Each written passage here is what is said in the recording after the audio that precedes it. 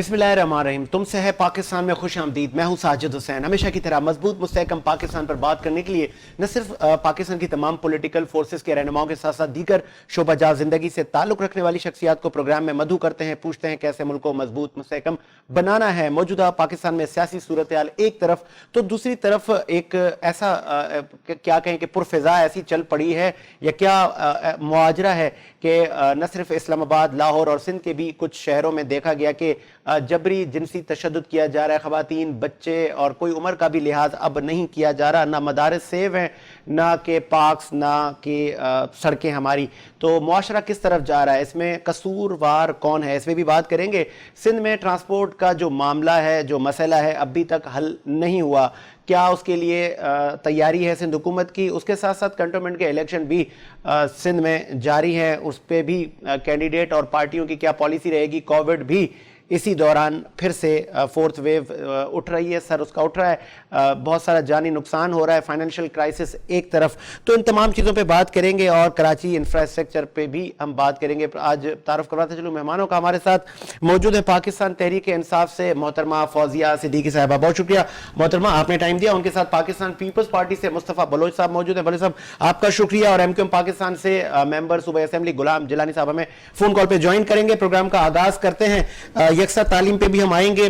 Mustafa Bloch साहब, क्यों तवातुर से वाकयात ये पाकिस्तान में हो रहे हैं कि ना उम्र देखी जा रही है, बच्चे बच्चियों के साथ ये इस तरह के मतलब अब तो यार मतलब आपको लग रहा है कि ये हमारी हुकूमतों की नाअहली है, ये सोसाइटी का। इससे माजी में तो इस तरह के वाकयात नहीं देखे गए कि डेली हमें एक हेडलाइन मिलती है कि जी फला शहर में ऐसा हो गया। अस्सलाम वालेकुम साजिद। सबसे पहले तो देखें, ये जो वाक़यात तवातुर से होते जा रहे हैं और ख़ासकर जो 14 अगस्त को एक जश्न आज़ादी का मौका और एक हमारे नेशनल मॉन्यूमेंट के सामने, मीनार पाकिस्तान के सामने एक टिकटॉकर थी जिनके साथ जो हादसा हुआ, तो वो तो देखें अफसोस का मुकाम है।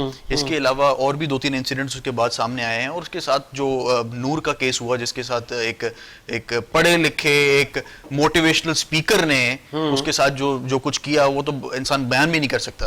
तो दिल खून के आंसू रोता है। लेकिन कहने का मकसद है कि ये चीजें एक सोसाइटी का एक हमारा एक प्रॉब्लम है। नहीं तो सजा और जजा का प्रॉब्लम नहीं, बिल्कुल होना चाहिए। और आपने देखा जो मतलब ऐसे भी मुल्जिम पकड़े जा रहे हैं जिनका ट्रैक रिकॉर्ड पहले ही ऐसा था। आप हमारी अदालतें उनको जमानत दे देती है, या वो केस स्ट्रॉन्ग नहीं है, या आप लोगों ने लेजिस्लेशन नहीं की। देखें, माजी की हुकूमतों ने। नूर के केस में भी आई होप के इसकी जो भी इन्वेस्टिगेशन हो और जो भी ट्रायल हो फेयर हो, और ही शुड बी गिल्टी, और इस पे इसको सजा होनी चाहिए जो कल्प्रिट है। लेकिन आप ये देखें कि जो एक 14 साल की या 12 साल की बच्ची को कब्र से निकाल के जिसके साथ ज्यादती की गई, अब आप देखें ना ये कि किस तरफ हम जा रहे हैं। ये एक हमें कलेक्टिवली सोचना पड़ेगा। अगर हमारे मुल्क की 49% आबादी खवातीन की अगर वो महफूज ना हो और वो ये इनसिक्योर फील करें कि भाई हम तो कब्र में भी सेव नहीं है, बाहर तो आप छोड़ दें, तो कहने का मकसद है छोटी बच्ची है, अगर है कोई, उसने क्या ऐसे लिबास पहना होगा जिससे किसी को कोई प्रॉब्लम होगी। तो हमें इस माइंडसेट को चेंज करना पड़ेगा। हमें ये कलेक्टिव हर पार्टी को, हर इदारे को अपना एक रोल प्ले करना पड़ेगा। और ये हम एज अ मेल, मुझे यही फीलिंग है कि मतलब हम भी जो है ना, जो मर्द हजरात हैं, वो भी जरा इन चीज़ों को रियलाइज करें कि मतलब अगर कोई खवातीन है कहीं बैठी है तो आप एक डिस्टेंस रखें। आप ये जो एक बात आ रही है, लोग इसकी तरफ जा रहे हैं कि भाई कोई भी पब्लिक प्लेस पे आप कोई एक जो है ना फैमिली के बगैर अलाउड ना हो। कोई आदमी, कोई लड़का बगैर फैमिली के ना जाए, क्योंकि जब उसके साथ उसकी माँ, बहन, बेटी होगी तो वो 100 दफा सोचेगा गलत काम करने से। तो ये चीजें हैं जिनकी तरफ हमें जाना चाहिए। एक सियासतदानों की भी एक बेहसी देखी गई कि कोई पुरसाने हाल नहीं होता। कोरंगी में भी वाकया हुआ हालिया दिनों में, लेकिन हमने कोई सिंध का नुमाइंदा नहीं देखा कि जो वहां गया हो, पुरसाने हाल हुआ हो। ठीक है, सिंध पुलिस ने जो मुलजिम है उनको गिरफ्तार किया, कैफरे किरदार तक पहुंचाया, लेकिन एक ह्यूमैनिटी है, एक इंसानी हमदर्दी है। मुस्तफा बलोच साहब, हमने देखा वाकयात तो हो रहे हैं, न सिर्फ वफाकी हुकूमत, सूबाई हुकूमतें न वहाँ जाती हैं, न उनका कोई पुरसाने हाल है, न आप कोई सजा जजा के अमल पे काम कर रहे हैं। साजिद, मैं मानता हूँ जाना चाहिए, और आई होप हमारी लीडरशिप भी जाएगी जहाँ पे सिंध में या कराची में बिलखुसूस अगर कोई ऐसा वाक़या हुआ है।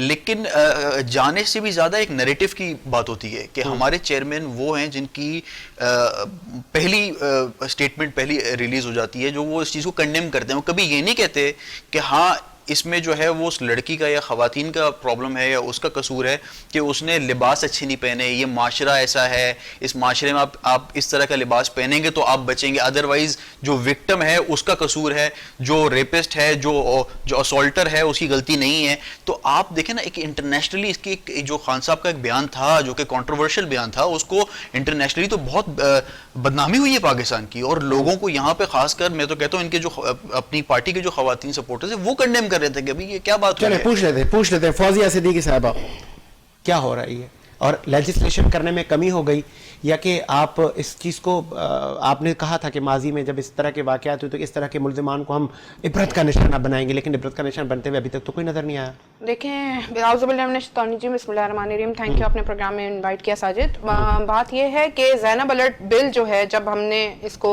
लेजिस्लेशन के लिए इसको लेके आए, करारदाद इसके ऊपर पास हुई और तमाम पार्टीज़ ने जो है इसको किया, ये एक अच्छा हमारे लिए, पाकिस्तान के लिए एक बहुत अच्छा नैरेटिव था कि हमने हमारी बच्चियों को या हमारी ख़वातीन को, बच्चों को महफूज करने के लिए और उस पर सजाएं जो करने के लिए वो उन्होंने बिल पास किया।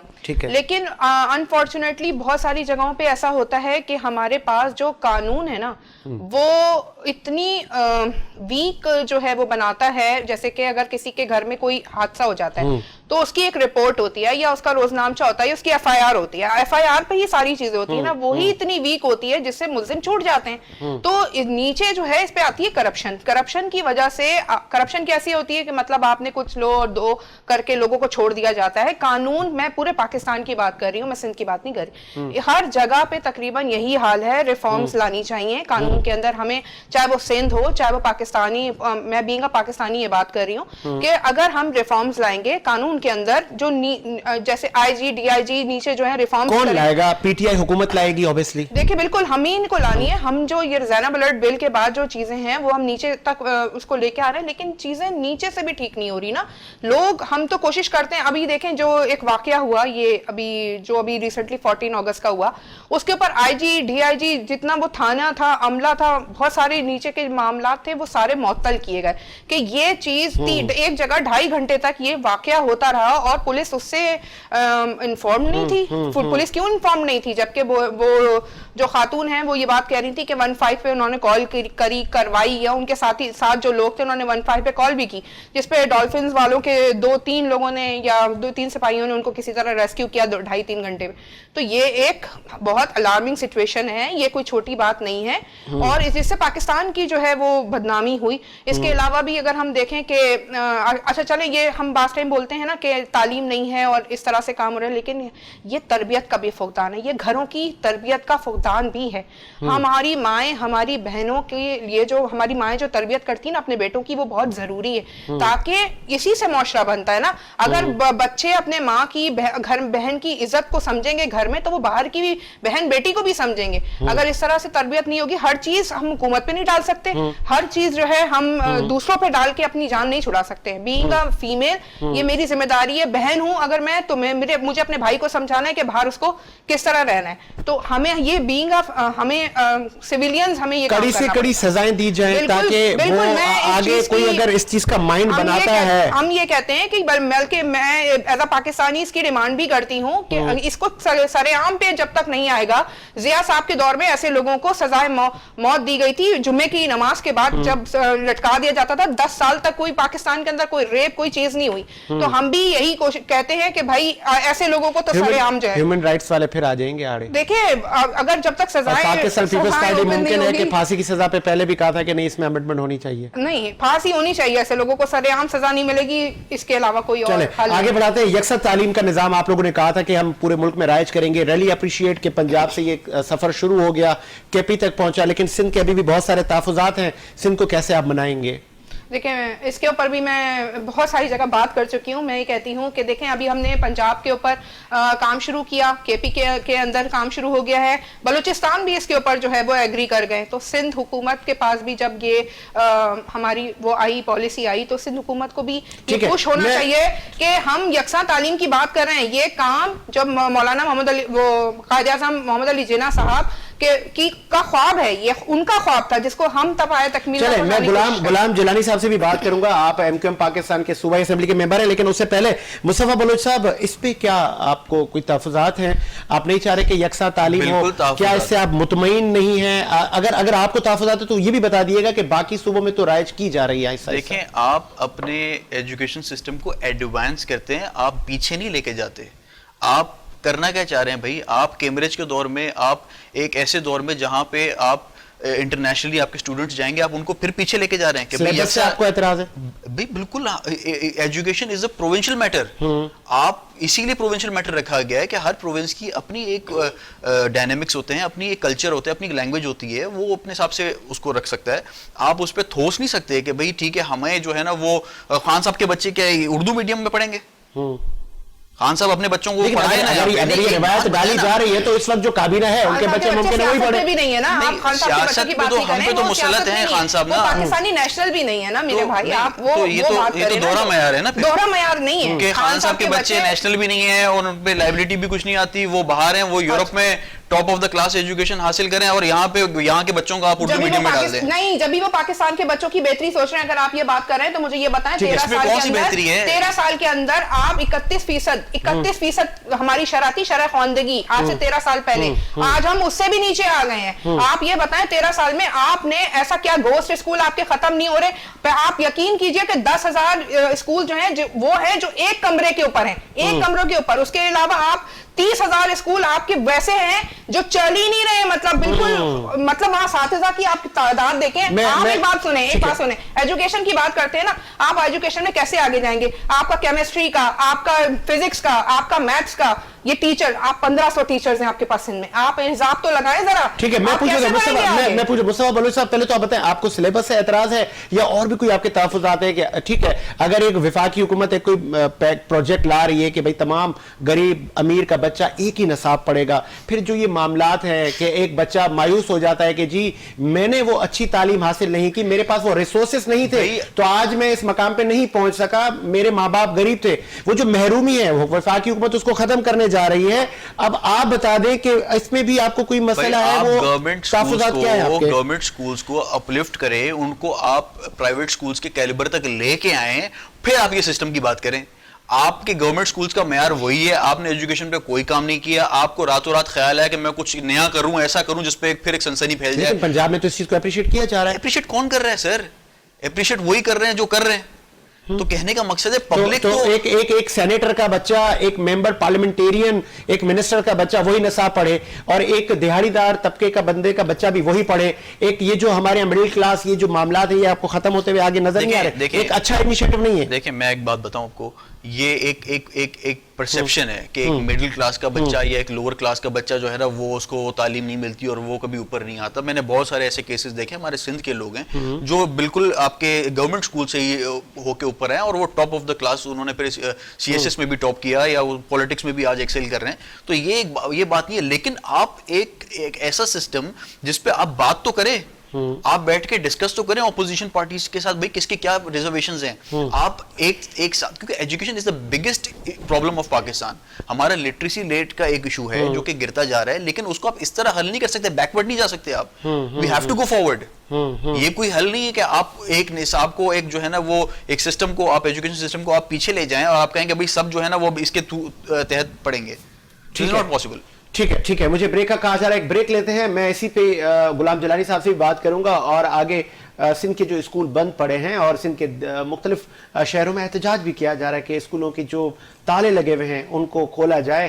क्या ये कोविड की वजह से सारे मामला चल रहे हैं कि ठीक है क्योंकि वो तो वबा है, हमने उससे तो बचना है और अपने पीढ़ी को भी बचाना है? एक ब्रेक लेते हैं, ब्रेक के बाद आते हैं।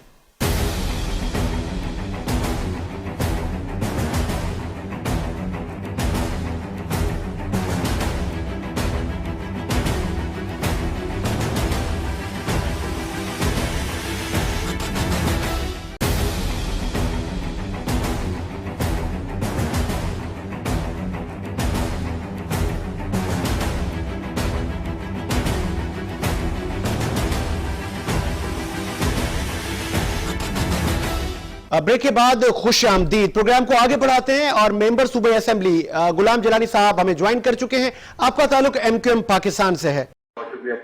गुलाम साहब, यकसा सिंध में तालीम का निजाम और पाकिस्तान में एक ही गरीब और अमीर का बच्चा एक ही नसाब पढ़े, हुकूमत के वक्त PTI हुकूमत का ये ख्वाब था और इसको अमली जामा पहनाया जा रहा है, लेकिन सिंध में अभी भी नहीं हो पाया और सिंध हुकूमत को तहफ़्फ़ुज़ात हैं। तो आप इस पे क्या कहेंगे? क्या आप चाह रहे हैं कि ये सही प्रोजेक्ट था और बिल्कुल ये नसाब होना चाहिए? बहुत शुक्रिया साजिद भाई। और बिल्कुल ये निजाम जो है पूरे पाकिस्तान में एक ही होना चाहिए, ताकि जो बच्चा सिंध से पढ़ के जा रहा है उसको ये ना हो कि मैं जब पंजाब में जाऊंगा तो वहां पे सिलेबस क्या है, वहां का सिस्टम क्या है। जो बच्चा पंजाब में पढ़ रहा है वो KPK में जाके जो है डिस्टर्ब ना हो, और जब वो बाहर निकलता है तो ये ना हो कि वो जी मैं तो सिंध से पढ़कर आया था, मेरे पास ये चीज है, ये मैंने ये पढ़ा था, पंजाब में ये पढ़ाया जा रहा है। तो एक ही सिलेबस होगा। बल्कि मैं तो ये भी रिक्वेस्ट करूंगा फेडरल गवर्नमेंट से कि वो स्कूलों का निजाम भी एक ही करें। ऐसा नहीं कि गरीब के बच्चा जो है जहाँ पढ़ रहा है वहां पे टीचर को उर्दू पढ़ना नहीं आती, और जहाँ पे अमीर का बच्चा पढ़ रहा है वहां पे टीचर को जो है वो उर्दू को इंग्लिश पढ़ना आती है, उर्दू पढ़ना नहीं आती। तो ये वो सूरत हाल है। तो अच्छा एग्जाम है फेडरल गवर्नमेंट का, मैं भी समझता हूँ कि इसका इम्प्लीमेंट होना चाहिए। अच्छा, आपको लग रहा नहीं है कि ये इतना आसान नहीं होगा? ठीक है, 3 सूबों में हो गया, लेकिन सिंध में पाकिस्तान पीपल्स पार्टी की हुकूमत है, 18 अमेंडमेंट के बाद वो खुद मुख्तार हैं। उनकी जो रिजर्वेशन है वो कैसे खत्म करेगी विफाकी हुकूमत? आखिर में 2 साल रह गए, फिर यही होगा, इलेक्शन हो गए, लेकिन सिंध में नहीं हो पाया। बिल्कुल आप सही कह रहे हैं सईद भाई। और सिंध हुकूमत चाहती नहीं है कि सिंध में भी तरक्की हो, ताकि उनका जागीरदारा और वडेराना निजाम है उसको इससे जो है वो ठेस पहुंचेगी। और वो नहीं चाहते कि गरीब का बच्चा जो है वो अच्छी तरीके से पढ़ पाएगा। और वहां पे अब मैं बताऊं आपको, अभी कुछ हफ्ते पहले कराची प्रेस क्लब पर एक मुजाहरा कर रहे थे इंटीरियर के लोग, अंदरूनी सिंध के लोग। ठीक है। तो वहां पे आप ही की तरह के मुख्तलिफ चैनल के लोग थे, और जब वो उनसे पहला कलमा पूछ रहे थे और पाकिस्तान की तारीख पैदाइश पूछ रहे थे कि पाकिस्तान कब वजूद में आया, तो अजीब अजीब सवाल थे। किसी को पाकिस्तान का कौमी तराना ही नहीं आता था। ये वो सूरत हाल है जिसकी वजह से इनके अंदर डर है कि जब ये चीज बाहर आएगी तो फिर जो इन लोगों का हाल होगा वो तमाम पूरी अच्छा डर है इनके अंदर। ना ये इलेक्शन कराना चाहते हैं। कल इजलास था इलेक्शन कमीशन का, उसमें उन्होंने बोल दिया कि जी अभी हमारे पास जो तहफ़्फ़ुज़ात हैं, अभी हम इलेक्शन के उसमें नहीं है। और स्कूल इन्होंने बंद कर रखे हैं, पूरे पाकिस्तान में स्कूल खुले हुए हैं, चाहे वो KPK हो, चाहे वो बलूचिस्तान हो, चाहे वो पंजाब हो।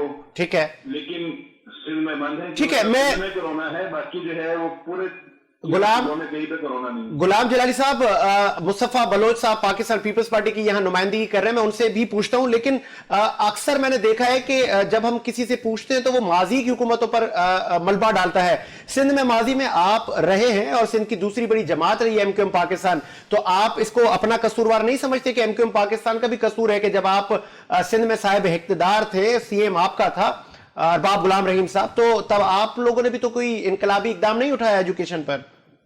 देखें, ये एकदम फेडरल गवर्नमेंट ने उठाया है कि पूरे पाकिस्तान में जो है वो यकसा तालीमी निजाम होना चाहिए। नहीं, स्कूलों का नहीं है। मैंने स्कूलों की बात की, इसको सपोर्ट कर रही है।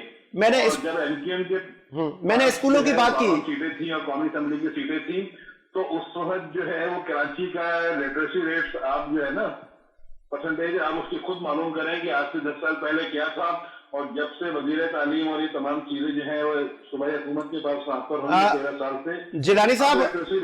जिलानी साहब कराची से लेके मीरपुर खास तक MQM के नुमाइंदे जीतते थे और आपका एक स्टेक था। उस वक्त स्कूलों की जो बिल्डिंगें हैं, जो टीचरों की असाजा की जो भर्तियों के मामलात हैं, उस पर आप लोगों ने कोई खातिरख्वाह काम नहीं किया, एडमिट करेंगे? नहीं, बिल्कुल किया मेरे भाई। जो हमारे दौर में जो MQM के दौर के भर्ती हुए टीचर हैं उनको आप जो है वो कंपेयर कर लें इनसे जो अभी भर्ती हुए हैं या इससे पहले के भर्ती हुए थे। ठीक है, ये लोगों ने तो स्कूल में जाना ही शुरू करा है। जब MQM ने टीचर भर्ती कराए और वो स्कूलों में जाके बच्चों को पढ़ाना शुरू किया उन्होंने, तो उसके बाद उनको मजबूरन जो है इनको जिनको अपनी वोटिंग इस वोटर के तौर पे जो है इस्तेमाल करने के लिए सीटें दी थी कि जिसको मिडिल पास है उसको भी हम आगे टीचिंग की पोस्ट दे दी, जो दूसरा था उसको भी टीचिंग की पोस्ट दे दी। तो इस तरीके से तालीम का बेड़ा गर्क तो पूरे सिंध में जो है वो पीपल्स पार्टी ने किया। अकरबा परवरी, ठीक है ठीक है। गुलाम जलाली साहब आप कॉल पर ही रहे मेरे साथ में, आप जवाब आप भी सुन लें। मुस्तफा बलोच साहब, यकसा तालीम पे भी आपको तहफ़्फ़ुज़ात और स्कूलों का निज़ाम भी सबके सामने है, अभी भी स्कूल बंद है। आप लोगों ने कहा है कि कोविड शिद्दत इख्तियार कर गया इसीलिए, लेकिन बहुत सारे स्कूल ऐसे भी बंद है कि जहां पे टीचर्स नहीं है। अभी जैसे मोहतरमा ने कहा कि बहुत कम टीचर हैं जो मेन सब्जेक्ट हैं, फिजिक्स, केमिस्ट्री, कुछ आदाद शुमार बताएंगे? देखिए, पहले तो मैं यही बात कहूंगा कि अगर सिंध में अगर ये हाल है तो क्या केपी में, पंजाब में स्टैनफोर्ड लेवल की कोई यूनिवर्सिटीज बनाई है या कॉलेजेस बनाए हैं? विफाक से पूछेंगे अभी अगर आप और ये जो एमकेएम के भाई हजरात जो बात कर रहे हैं, ये मतलब इनकी भर्तियां ठीक हैं, और जो पीपल्स पार्टी के अपने अगर इनके बकौल हमने अपनी कोई भर्तियां कराई हैं जो कि हमने नहीं कराई हैं, वो भर्तियां बुरी हैं, क्योंकि इनको तासुबी वो एक इनमें आ जाता है, वो बात आ जाती है कि अंदरून सिंध का अगर कोई टीचर होगा तो वो उसमें इनको तकलीफ होगी। कुछ तो ऐसी भाई बात ये है, मुस्तफा भाई के पैसे दें, भर्ती हो जाए। देखें इनकी भर्तियां तो इनकी अभी केएमसी में नजर आ रही है हमें। भाई ये जो गंद हम साफ कर रहे हैं केएमसी में, हमें पता चल रहा है किस चीज से इन्होंने जो है ना वो 30 साल जो केएमसी को उन्होंने लूटा खसूटा है, वो तो अब हमें पता चल रहा है कि इन्होंने क्या भर्तियां तो इन्होंने की थी अपने दौर में, मुशर्रफ के दौर में फ्री हैंड था इनके पास, इन्होंने स्याह सफेद के मालिक किए थे। अब बात यह है कि आप अगर हट जाएं और आपके अभी अपने दफ्तर खुलवाने हैं अपने वफाक से, तो आप तो उनकी हर चीज पे आप हाँ करेंगे भाई, आपको तो उनकी हर बुरा काम भी अच्छा लगेगा। तो हमें जो करना है हम अपने मैनिफेस्टो पे चलेंगे। और कैसे पता कि दफ्तर खुलवाने हैं? एमक्यूएम की पाकिस्तान की डिमांड तो अभी भी चल रही है। इनकी डिमांड ही यही थी भाई, इनकी डिमांड ही दफ्तर खुलवाने की थी, वो दफ्तर नहीं खोल रहे, खान साहब लॉलीपॉप दे के बैठे हुए। अच्छा गुलाम साहब, आप उम्मीदें सुन रहे होंगे? जी बिल्कुल सुन रहा हूं मैं। इल्जाम ये लगाया जा रहा है कि आप दफ्तर खुलवाने के लिए वफाकी हुकूमत की तमाम चीजों को एडमिट करते हैं कि ठीक है जाने दें, हमने दफ्तर खुलवाने हैं। बलूचिस्तान में तो एमकेएम नहीं है ना जी, उन्होंने भी एडमिट किया, उन्होंने भी माना है ना यकसा तालीमी निजाम को। पंजाब में जो है वो अपोजिशन इतनी मजबूत है, वहां पर भी उन्होंने भी माना है ना तालीमी निजाम को। ठीक है ठीक है। एक तो केपीके में जो है अगर पीटीआई की गवर्नमेंट है तो बाकी दो सूबों में तो नहीं है। जब वो मान रहे हैं तो इनको सूबे में हम यकसा तालीमी निजाम वाइज करने में इनको क्या प्रॉब्लम है?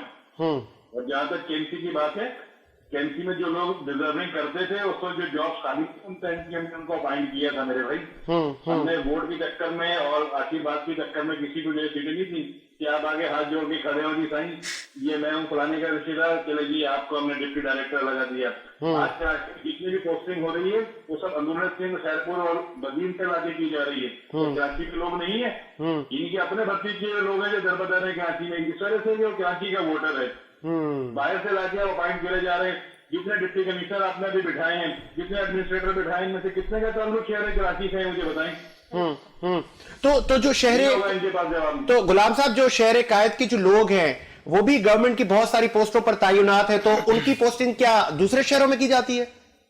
बिल्कुल ऐसा ही हो रहा है। जहां से भी इनको पता चलता है कि इसका ताल्लुक जो है शहर कराची से, कराची का इसको लाड़काना फेंक दो, इसको खैरपुर फेंक दो, इसको जो है कश्मीर फेंक दो। मेरे भाई ये सूरत हाल हो रही है। तो भाई वो टेंडर हुआ उसमें पीपल्स पार्टी ने जो वहाँ पे उधम मचाया वो सबके सामने पूरे मीडिया ने उसको दिखाया कि किस तरीके से जो वहाँ पे टेंडर होना था मुख्तलिफ डिपार्टमेंट का, उसमें पीपल्स पार्टी ने किस तरीके से वहाँ पे जो है बदनजमी किए जाके उसको मुलतवी करवाया है ताकि हमारे अपने लोगों को मिल सके मुख्तलिफ आप उसको।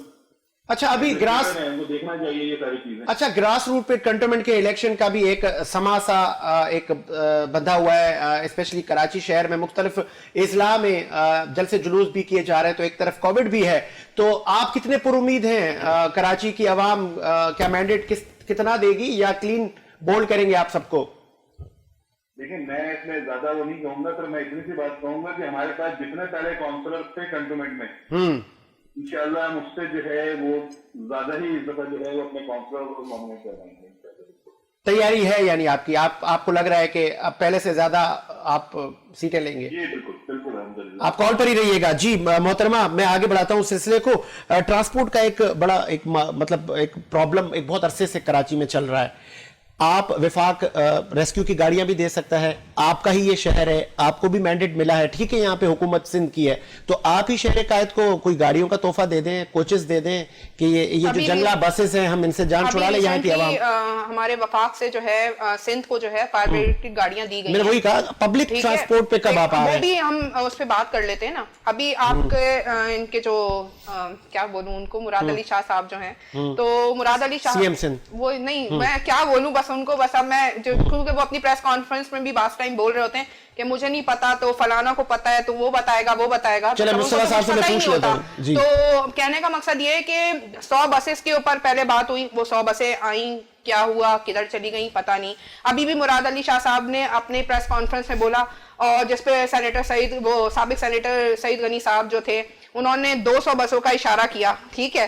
तो अब बात यह है कि वो 200 बसें जो है वो सीएम साहब ने बोला, मतलब उस पे अपनी कॉन्फ्रेंस में बोला, प्रेस कॉन्फ्रेंस में, अपने इजलास में जो मिनिस्टर्स का इजलास था, तो वो ये काम तो देखें सिंध हुकूमत का है कि वो हमारी आवाम को क्या फैसिलिटीज प्रोवाइड करती है। आप ये बताइए कि आप तो ट्रांसपोर्ट को रो रहे हैं, चले ट्रांसपोर्ट तो है ही नहीं। आपके पास हर साल कई गाड़ियां जो हैं, लोगों की प्राइवेट जो गाड़ियां हैं वो रोडों पे आ जाती हैं, यानी लोग खरीदारी जाहिर सी करेंगे, कैसे लोग ट्रांसपोर्ट पे चलेंगे? आपका कोई निजाम ही नहीं है, आपका कोई इंफ्रास्ट्रक्चर नहीं है, आपके पास कुछ भी नहीं है। इस वक्त आपने सिंध को लड़खाना बना दिया मेरे भाई। चेयरमैन पाकिस्तान पीपल्स पार्टी बिलावल साहब ने भी आज दौरा किया है, वो निकले हैं, वो विल का एक मुजाहरा, वो अगर घूमने निकले ना तो उनको चाहिए था कि अपोजिशन को भी साथ में लेके चलते, वो दिखाती कि आईना, कि शहर का असल आईना क्या है। आज तो वो रोडों पे आए, उनको ये नजर नहीं आया कि कितना कचरा, आपका कचरा जो है दुनिया। अच्छा, वो अपोजिशन को साथ लेके चलते, लेकिन खान साहब अपने लोगों को साथ लेके नहीं चलते कराची में, बड़ी बात है। अभी आप मेरी बात सुन लेना, पूरी बात बीच में इंटरप्ट नहीं करें, वरना फिर मैं आपको भी बोलने नहीं दूंगी। बात यह है कि अगर आप गए थे तो आपको लेके जाना चाहिए था, अपोजिशन लीडर आपके पास मौजूद है, आप उसको लेके जाते, वो भी तो दिखाता ना आपको, आप शहर घूमने निकले, आपको पता तो चलता कि शहर के अंदर हो क्या रहा है। चले वैलिड पॉइंट, क्या ही अच्छा होता कि जो यहाँ के बिजनेसमैन है, यहाँ की सिविल सोसाइटी, कुछ मोहतबर शख्सियात शहर कायद की लेके जाते, वो भी आपको निशानदेही करवाते, और अगर निशानदेही ना भी करवाते, उनका साथ होता, एक अच्छा जेस्चर होता। साजिद, वो बेनजीर भुट्टो का बेटा है, ठीक है, उसको अवाम में जाना आता है, और आज अगर आप आज की ऑप्टिक्स देखें, उनको किस तरह पब्लिक ने रिसीव किया है, चाहे वो एम्प्रेस मार्केट हो, चाहे वो पीसीएचएस हो, चाहे वो जी जी जी जी गुलाम साहब, आप ये अप्रिशिएट करें कि ही इज इन पब्लिक। वो खान साहब की तरह 2 घंटे में 2 सूबे का दौरा करके नहीं जाते। कराची में 14 सीटें किसने ली हैं भाई? कराची में 30 साल से हुकूमत किनकी थी? ऑन बोर्ड लेते ना, ठीक है, हम क्यों ऑन बोर्ड? कराची का आप मुझे एक बात बताएं, आपके प्राइम मिनिस्टर, आपके प्राइम मिनिस्टर 14 एमएलए को जिन हल्कों में आप विजिट कर रहे थे, कम से कम उस हल्के के एमएलए को तो आपके प्राइम मिनिस्टर खुद ऑन नहीं करते उनको, हम क्यों ऑन करें? नहीं ऑन करते, ऑन नहीं करते तो 9.90 बिलियन जो है उन्होंने लास्ट टेन्योर में, कि वो इलाकों में काम कर रहे हैं, लास्ट विजिट में तबाह कर दिए। बिल्कुल देखें, चीखने से जो है सीखने से बात सही नहीं हो जाएगी। फिर मैं गुलाम साहब से बात यह है कि 14 सीट खान साहब की है ना। खान साहब अगर लास्ट विजिट पे अपने 14 नुमाइंदों के साथ अगर नहीं मिल सकते या उनको टाइम नहीं दे सकते, अपने गवर्नर हाउस में बैठ के अपने इस्लामाबाद से जिन लोगों को लेके उन्हीं से मीटिंग करके वापस चले जाते हैं, तो he is not interested in Karachi. उनको जो चाहिए थी सीटें वजीर आजम बनने के लिए वो ले ली उन्होंने। तो ये तो कराची की आवाम देख रही है आज। आप हमें ब्लेम ना करें, हमारे लीडर, हमारे कायद तो आज सड़कों पे लोगों के साथ थे। हमारी तो पूरी टीम, हमारे एडमिनिस्ट्रेटर मुर्सा वाब साहब, हमारे सीएम साहब, वो तो ऑन ग्राउंड थे भाई। आप लोग किधर हो जो कराची को अपना शहर कहते हो शहर, और जो जिन्होंने 30 साल कराची को लूटा कसूटा, केएमसी में बैठ के उनके जो करतूत निकल रहे हैं, वो कहां है भाई? सीएम आपका था, वो कहां है? आपके हाथ में थी, पूरा सब कुछ आपके हाथ में था। आपने क्यों नहीं अकाउंटेबिलिटी की? ठीक है, गुलाम जिलानी साहब जी, आपको मैं मौका देता हूं जी।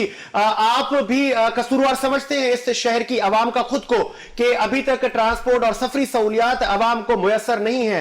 एमक्यू पाकिस्तान इसी शहर को रिप्रेजेंट करती है। वहाँ की जो प्रोविजनल गवर्नमेंट है ना, वो ट्रांसपोर्ट प्रोवाइड कर रही है। बलूचिस्तान में ट्रांसपोर्ट नहीं है इस किस्म की, क्योंकि इतनी ज्यादा आबादी नहीं है वहाँ पे। लाहौर में, पूरे पंजाब में जो है वो पंजाब ट्रांसपोर्ट के नाम से जो है वो काम होता है, वहाँ के मिनिस्टर काम कर रहे हैं। यहाँ पे आपने सरदार साहब को जो है वो इतने अरसे जो है मिनिस्ट्री में रखा, और हर साल वो ये वादा करते रहे। वो 10,000 बसों से शुरू हुए थे और 0 पर आगे खड़े हुए। उनकी इस नाअहली की वजह से उनको हटा के उन्होंने बोला इतना अच्छा काम किया उन्होंने, कि 10 साल इन्होंने जो है वो आवाम से वादा करते हैं कुछ नहीं दिया। इससे अच्छा मिनिस्टर नहीं हो सकता, इसलिए अब इसको वजीर तालीम भी बनाओ ताकि वजीर तालीम जो है वो कराची और सिंध की तालीम का भी वो बेड़ा गर्क करे। तो ये कराची से सिंसियर हो ही नहीं सकते ना मेरे भाई। जब ये लाड़काना में जो है वो एक एम्बुलेंस प्रोवाइड नहीं कर सकते, वहां की एम्बुलेंस जो है वो MNA MPS के और दूसरे जितने भी लोग हैं उनके घरों पर चल रही होती हैं। लोग जो अपने पेशेंट्स हैं उनको जो है गाड़ियों पे, घड़ा गाड़ियों पे, ठेलों पर, स्ट्रेचर पे जो है वो लेके जो है अस्पताल से लेबोरेटरी तक जा रहे हो। ये सूरत हाल हो तो जब वो वहां से सिंसियर नहीं है तो यहाँ पे क्या काम करेंगे? कैसे वो यहाँ पे एक बस भी किसी शहर कराची को देंगे? इन्होंने शहर कराची को सिर्फ लूटने का और यहाँ पे अयाशी का अड्डा बनाया हुआ है। इनके यहाँ से कोई तहफ्फुज़ात ही नहीं है। आपको लग रहा है कि गुलाम जिलानी साहब पाकिस्तान एक बस शहर कराची को दी, चेयरमैन जी को छोड़ दें, लाड़काना में कौन सी इन्होंने जो है बसें या होम टाउन है ना उनका, वो आवाम को मुहैया की, जो इनका अपना शहर है जहाँ पे बोलते हैं इनकी है। ठीक है चेयरमैन। और जो मुर्तजा वाब की बात कर रहे हैं, जितना मामू उसको बना रही है ना इनकी एस्टेब्लिशमेंट, इनके जो लोग हैं और जितना मामू उनको बना रहे हैं कि वो आते हैं तो कुछ सूरत हाल होती है। आधे घंटे बाद अगर मैं उससे बोलूंगा कि वो दोबारा आके उसी जगह विजिट करेगा तो उसका अंदाजा हुआ किस तरीके से उसका मामू बना है। मतलब कॉस्मेटिक से, मतलब आपका कहने का मकसद ये कॉस्मेटिक सी चीजें होती है और उसके बाद जू का तू। बिल्कुल ऐसा ही है। आप विजिट करें, मैं आपको बताता हूँ कि क्लिक के नाम पे कितने बड़े बड़े प्रोजेक्ट ऑन करके और 4 गमले रखने के बाद और उसके बाद रखने के बाद वो गमले भी वापस जो है वो उसको अच्छा वापस कर दिए। चले मुस्तफा यूसी के साजिद देखें किसी भी हमने अगर परफॉर्म नहीं कर रहे हैं ना, अगर इनके बकौल हम परफॉर्म नहीं कर रहे हैं, हम मामू बना रहे हैं लोगों को, तो इसका पैरामीटर इलेक्शंस होगा, चाहे लोकल बॉडीज हो चाहे जनरल इलेक्शंस हो। अगर हमने परफॉर्म नहीं किया कराची में तो दूध का दूध पानी का पानी हो जाएगा। आप घबरा क्यों रहे हैं भाई? नहीं, आपको तो हमने आईना 249 में, एक सेकंड एक्सक्यूज मी, आपको 249 में कचरा उठता था, हो गया चेहरे कराची से कचरा नहीं उठ रहा। ऐसे ही है। 249 में पेट्रोल पंप बंद है जहाँ से DMC को पेट्रोल मिलता था। 249 में उठा रही है ना, कोई और सिस्टम चल रहा है मेरे भाई। ये कहा कि साजिद 249 में इन दोनों पार्टीज का चेहरा लोगों ने देख लिया। कोई 6ठे नंबर पे आया है, कोई 4थे नंबर पे आया है। इनकी कराची में असलियत पता चल गई लोगों को। अब इनसे कंफ्यूजन है, अब समझ नहीं आ रही कि भाई कराची इनके हाथ से निकल चुका है। अब ये डेस्परेशन है बेसिकली कि आपको हर चीज में जो है ना कोई नेगेटिव चीज निकालनी है। नहीं नेगेटिव चीज कराची के अवाम बाशऊर है। एक बात बताए ना, अकाउंटेबिलिटी की बात करते हैं हम, इस पे आ जाते हैं। चलें अकाउंटेबिलिटी की बात करेंगे तो इसमें तो फिर सभी आ जाते हैं ना। अगर मैं हूं, आप हैं, कोई भी है, अगर हम एक्सीड करते हैं, करप्शन में इन्वॉल्व होते हैं, किसी भी छोटी सी करप्शन में भी इन्वॉल्व होते हैं, अकाउंटेबिलिटी होती है। आपके सीएम के ऊपर 7 नैब के रेफरेंसेस हैं, ठीक है, जिसके अंदर ट्रैक्टर का, रोशन सोलर प्लांट का और भी पता नहीं क्या क्या चीजें। मैं गुलाम साहब से सीएम साहब रिजाइन करके बाहर आ जाए कि आपके पास इतना बंदा नहीं है। एक मिनट मुझे दें गुलाम साहब, इंक्लूडिंग यू और यहां बैठे हुए 2 मेहमानों के साथ एक आखिर में मेरा सवाल यह है कि हमने देखा है सियासत में सब कुछ पॉसिबल होता है, माजी के किस्से हैं, आगे भी मुमकिन है कोलेशन बने और माजी के दुश्मन फिर एक साथ बैठे, कल की कातिल लीग फिर पार्टनर बन जाए, MQM और पाकिस्तान पीपल्स पार्टी मिलकर सिंध में हुकूमत। तो ये एक ही बार मिलके अवाम की फलाह के लिए आप लोग कोई फॉर्मूला तय क्यों नहीं करते, लिमिटेशंस तय क्यों नहीं करते कि ठीक है जी आप ये डिपार्टमेंट देख लें, हम ये देख लेते हैं। अगर आज बिलावल भुट्टो साहब बाहर निकले, वो सबको लेके जाते, कहते आए मैं यहाँ का हुकूमत ऑन करता हूं, यहाँ पे हमारी हुकूमत है, आप लोग भी आ जाए, हम आपको अपनी कारकर्दगी भी दिखाते हैं और आप जहां तनकीद करना चाहें तो तनकीद भी करें और मुमकिन है हम उसको बेहतरी की तरफ ले जाएं। सबसे पहले गुलाम जिलानी साहब आप बताएं, आगे क्या यही लड़ते झगड़ते वक्त गुजार देना है? ऐसा नहीं है। देखें जो काम हो रहा है फेडरल की तरफ से, जो यहाँ पे MNS चाहे वो MQM के हैं, चाहे वो PTI के हैं या GDA के हैं, उन तमाम को जो है अगर फेडरल की तरफ से कुछ फंड मिला तो मैं बोलता हूँ यही गनीमत था, क्योंकि उसकी वजह से कोई थोड़े बहुत कहा हमको थोड़े बहुत जो है सर्विस, पानी, ये जो आवाम की बुनियादी सहूलियात हैं ये उनको मैसर आ सकी। वरना पीपल्स पार्टी की गवर्नमेंट ने तो यहाँ से कचरा उठाना मुनासिब नहीं समझ रही मेरे भाई। मैं आपको बताऊँ 4 से 5 दिन हो गए DC के ट्रांसफर और एडमिनिस्ट्रेटर की पोस्टिंग के चक्कर में शहर कराची से 5 दिन से कचरा नहीं उठा। तो इनके साथ किस तरीके से बैठा जा सकता है? 13 साल से इस शहर को लूट रहे हैं। आप जाके इनके महल देखें, इंटीरियर में आपको अंदाजा होगा, यहाँ पे सब रहते हैं लेफ्टिनेंट डिफेंस में और बातें करते हैं लड़काना और जी। बाबर गौरी साहब का महल भी पता है हमें, जो अमेरिका में महल उन्होंने बनाया उनका भी पता है, और बाकी भी जो एमकेएम के हजरात यहाँ से पैसे लेके भागे हैं बाहर, उनके महल भी हमें पता है कहाँ हैं, कैसे हैं। तो हाँ, पोर्ट एंड शिपिंग को लूट खसूट के जो बाबर गौरी भागे हैं सब पता है हमें। तो आप प्लीज जो है ना, वो अपने जिनके घर शीशे के हों दूसरों पे पत्थर नहीं फेंका करते भाई। और इंशाल्लाह अभी इसी गवर्नमेंट में आपको पता चलेगा कितने लोग इस रेफरेंस के चक्कर में अंदर होंगे। चले गुलाम साहब, अब आप जवाब भी, आपका जवाब आ गया। मुस्तफा भाई अब आप क्या जवाब देंगे? क्या बिल्कुल ऐसे ही हमने करते रहना है और अवाम भले पिस जाए? साजिद, मुझे तो हैरत होती है जिन्होंने कराची का लॉ एंड ऑर्डर बर्बाद किया इतने सालों से, जिन्होंने कराची का अमन बर्बाद किया, वो बैठ के हमें लेक्चर दे रहे हैं। बजाय पशेमान होने के अवाम ने रिजेक्ट किया इनको, 6 सीटों पे आ गए, बाय इलेक्शंस में हारते जा रहे हैं, बाय इलेक्शंस में ये लोग हारते जा रहे हैं, इनको शिकस्त खानी पड़ रही है। इनको बजाय इसमें के पशेमानी जाहिर करें, बजाय इस पे रिबटल करें, बजाय अपने करतूतों पे शर्मिंदा हो, ये बैठ के जो है ना वो ब्लेम गेम पे आ रहे हैं। इस तरह नहीं चलेगा। आप मेच्योर हो जाएं। ये वो पाकिस्तान नहीं रहा जो आपके कॉल पे बंद हो जाएगा।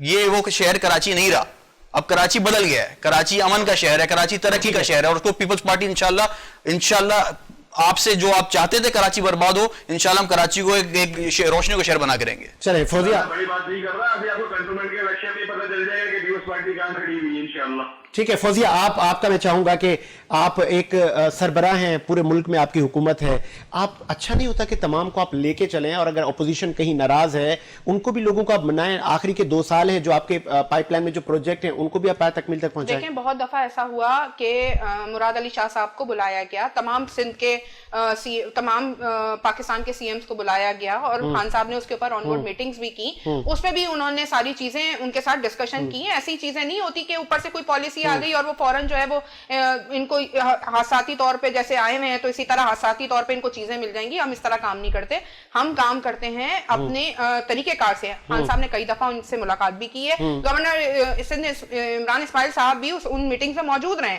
तो कहने का मकसद ये है कि अगर आप खुद नहीं चाहोगे ना कुछ चीज ठीक करना, तो आप ठीक नहीं कर सकते। अगर हम शहर कराची की बात करें, चले मैं कराची में रहती हूँ, मैं कराची का रोना रो रही हूँ, ठीक है, मगर मैं बात वफाक की कर रही हूँ। अब इनके अंदर चले जाएं, अंदरूनी सिंध चले जाएं, ठट्टा चले जाएं, आप वहां चले जाएं लाड़काना जो इनका मेन होम टाउन है, आप उधर तो देखें कि उन्होंने उधर क्या किया हुआ है। आप चाहते ही नहीं हो। अगर आपको कुछ ठीक करना होता ना, चले हम एक मिसाल देते हैं, नवाज शरीफ साहब के जो छोटे भाई है शहबाज शरीफ साहब, सिंध के वो पंजाब के सीएम थे, उन्होंने कम से कम कुछ भी है वो, अगर हम बात करते हैं तो उन्होंने इनकी बात अगर मतलब आप सिंध से ज्यादा आप अप्रिशिएट कर रही हैं शहबाज शरीफ साहब को। चले खाता है तो लगाता भी है, वो जो एक नारा था तो वो उन्होंने खाया तो लगाया भी, तो इन्होंने तो सभी खा लिया, इनकी तो गंदम चूहे खा गए इन्होंने, गरीब आवाम को चले आपका जवाब आ गया पीपल्स पार्टी के पास। क्या गिदर सिंह है कि फिर उनको अवाम मैंडेट देती है किसी प्रोग्राम में, ये भी उनसे हम पूछेंगे। और प्रोग्राम का वक्त भी खत्म होता है। आप तमाम तीनों मेहमानों का बहुत शुक्रिया, आप लोगों ने टाइम दिया। इसी उम्मीद के साथ कि मेरा शाद आबाद रहे। साजिद हुसैन को इजाजत दीजिए, मुलाकात होगी नए प्रोग्राम के साथ। अल्लाह हाफ़िज़।